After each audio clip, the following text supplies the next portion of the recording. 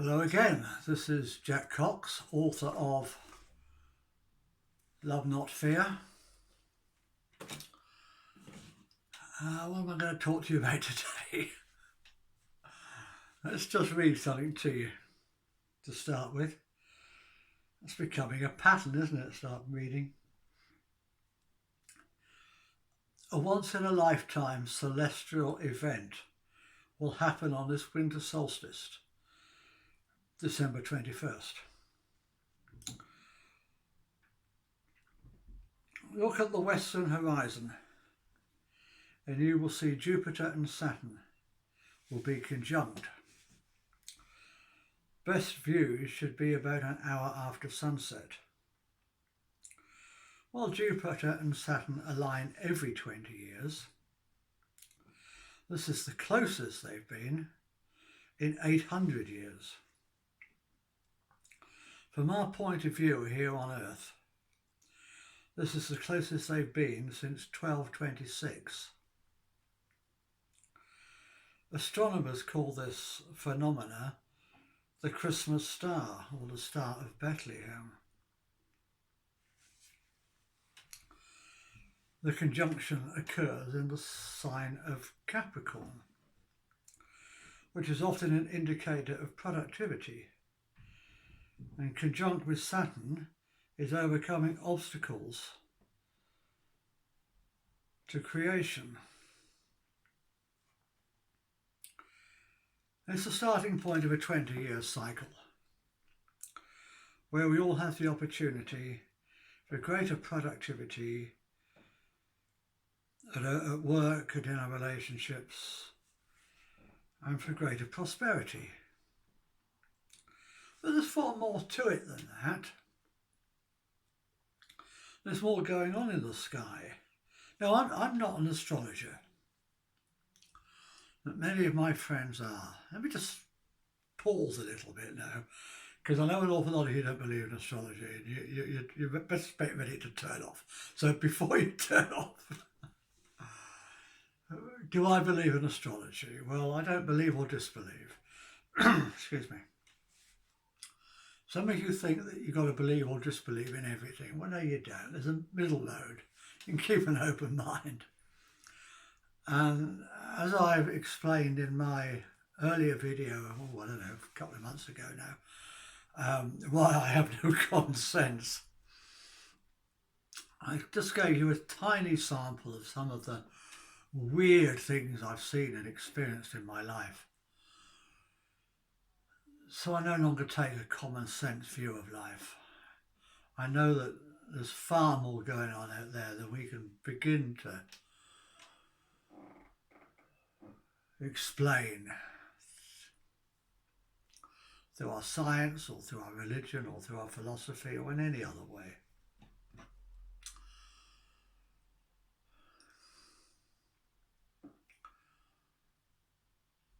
Do I believe that the planets affect what happens here on Earth? Well, look at the moon, our own satellite. Okay, it's small, but it's close. And it affects our tides and our moods. People who are overly affected by the full moon are called lunatics. You know, we know that celestial bodies have an effect. Bodies like Saturn and Jupiter are long way further off. But they're also a heck of a lot more massive. So yeah, they probably have effects on us too. I don't have any problem believing that. Or at least being open to the possibility of that. Excuse me. And another way of explaining astrology it's an analogy, okay? It's not literal fact, it's an analogy. And please don't start picking holes in it. There's small-minded people out there that just delight in picking holes in everything. It's an analogy. Imagine if we were living in a huge clock And because we were inside the clock, we couldn't see the clock face, and we couldn't tell the time. But we learnt to be able to tell the time by the position of the cogs. Okay? There's an analogy how it might be working. So I'm going to carry on what I'm saying now. I hope you haven't turned off. If you have, what the heck.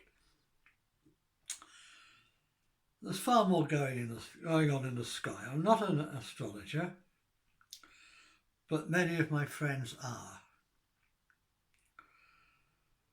I'm assured that our globe is being flooded with new positive energy, which, over the coming months and years, will transform our authoritarian top-down political structure into a more egalitarian, bottom-up, grassroots system. Now that's got to be good. That's exactly what I'm writing about in my book, Love Not Fear. An egalitarian, bottom-up, grassroots system for organising our lives.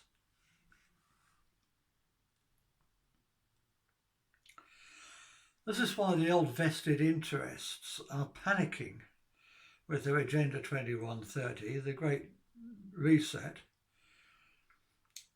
are desperate attempts to hang on to power. But they will fail. There will be no place for all that BS in the age of Aquarius. Expect some upheaval beginning with the solar eclipse on Monday the 14th. Indeed, the week from the 14th to the 21st will be an interesting week. But whatever happens, and there's all kinds of people out there saying all kinds of things are going to happen, so take it all with a pinch of salt. May happen, may not. Know that whatever happens, it is ushering in the great changes for our good. Right, I wrote that this morning.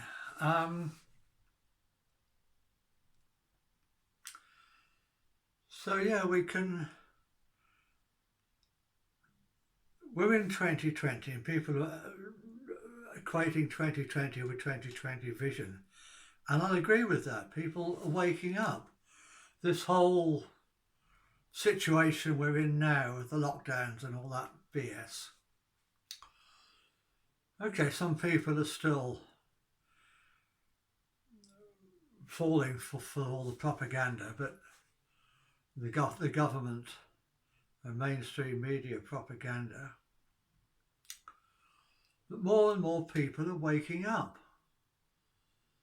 They're starting to see.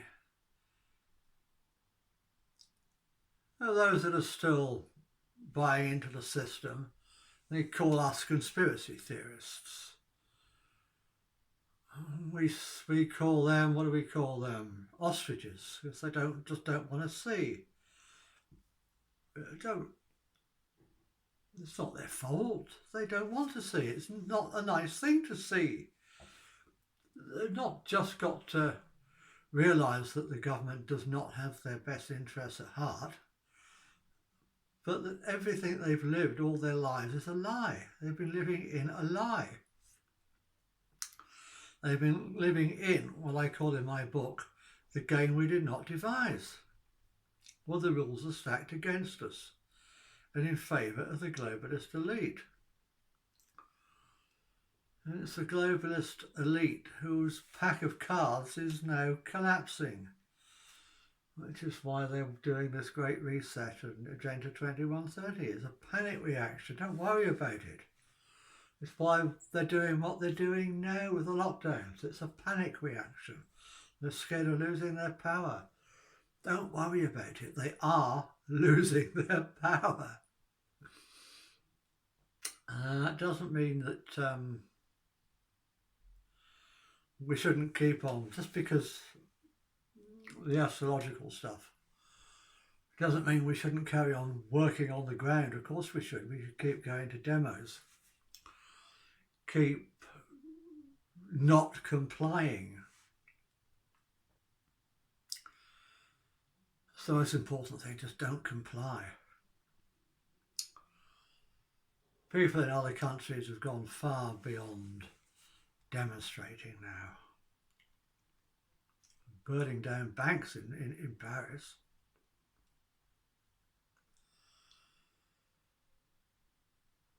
The old system is crumbling, and it's on its way out, and there's nothing they can do about it. But what I really want to say to you today is, yes, keep on fighting, but don't fight each other. We're fighting the system, we're fighting the old paradigm. We're not here to fight the ostriches, the snowflakes, whatever you want to call them. Let's not even call them silly names. Why do that? They're just people who are scared. I've had a very unpleasant interaction on Facebook the last couple of days.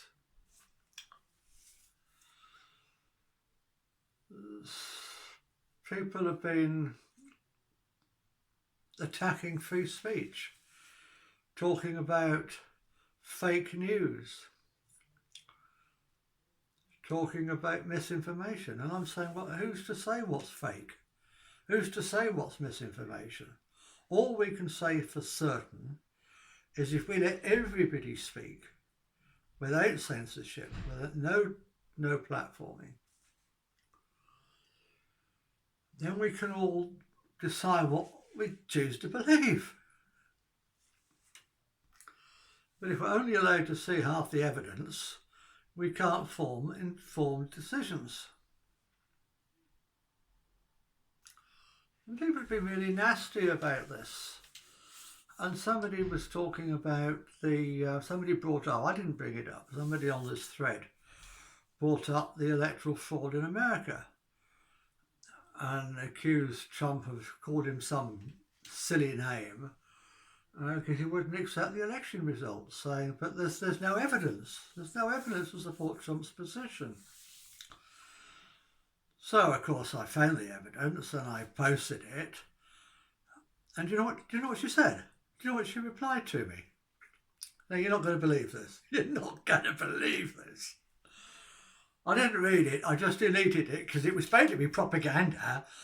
I mean, come on. Think.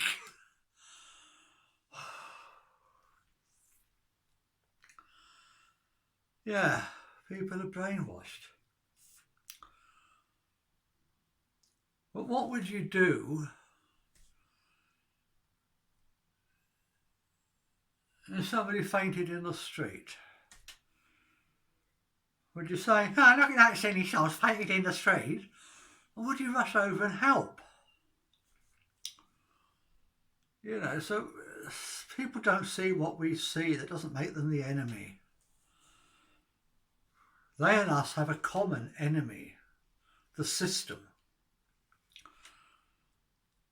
And it's our job to lovingly try to wake them up. But if they're not ready to wake up, we need to respect that. We can't ask them to respect our freedom of speech if we don't respect theirs. So that's it for today, really.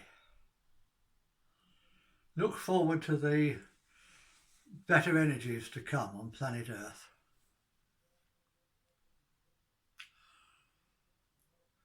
Enjoy the Great Awakening, where we chose to be here. According to my philosophy of life. I'm not trying to ram it down anybody else's throat.